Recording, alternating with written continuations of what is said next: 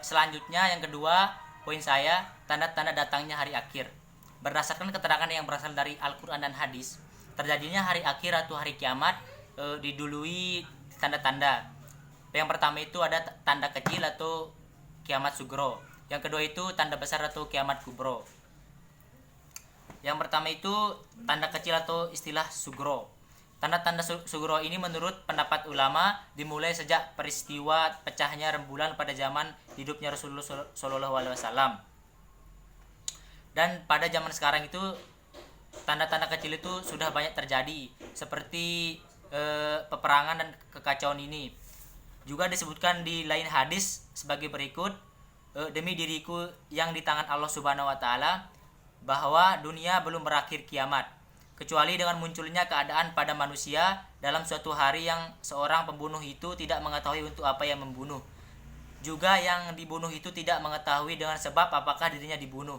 Maka dikatakan, bagaimana hal itu bisa terjadi?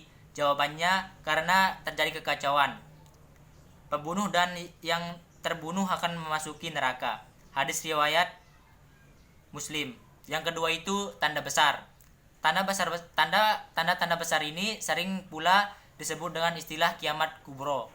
Menurut pendapat beberapa ulama yang bersumber dari hadis dan Al-Quran, mengatakan bahwasanya di masa yang akan datang akan terjadi 10 kejadian besar.